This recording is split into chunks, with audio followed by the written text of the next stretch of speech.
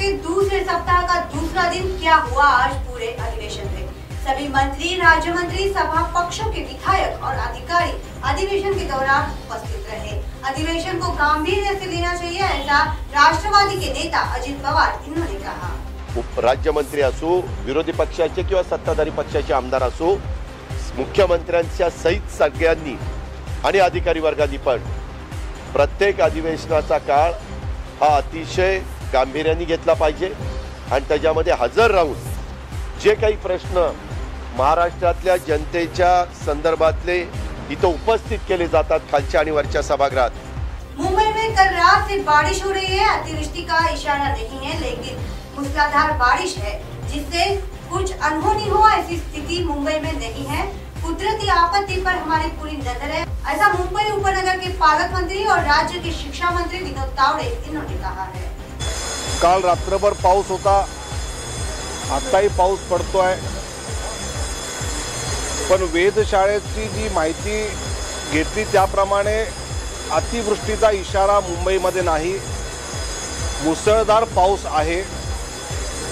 सकाळी 8:30 ला भरतीची वेळ होऊन गेलेली आहे।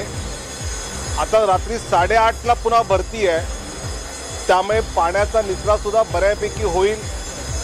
पाऊस जरी पडत असला तर पाणी साचून कुठेतरी मुलं अडकतील, ऑफिसमध्ये माणसं अडकतील अशी स्थिती नाही।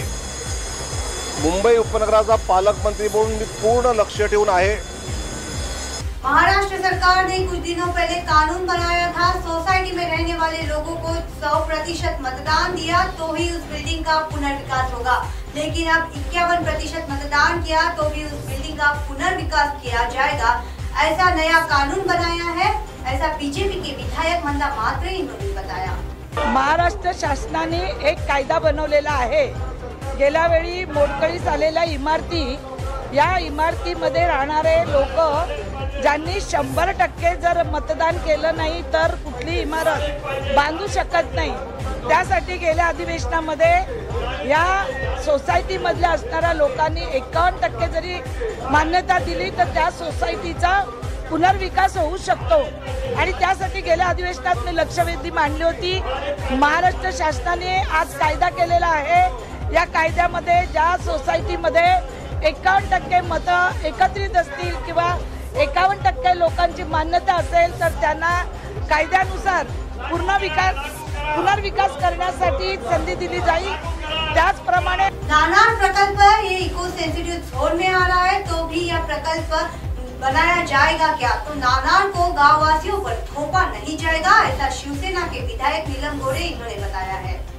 संभाजी भिड़े ने महाराष्ट्र के संत परंपरा का अपमान किया है। जिन्होंने हमें ज्ञान दिया उनका अनादर हम नहीं सह सकते, इसीलिए भिड़े का हम निषेध करते हैं, ऐसा विधायक प्रकाश गजबीर इन्होंने कहा। हा देश संत महात्म्यांच्या विचारामुळे जिवंत आहे। या देशाला खऱ्या अर्थाने सर्व धर्मनिरपेक्षतेचे विचार ज्या संतांनी दिले, जाती संपवल्या।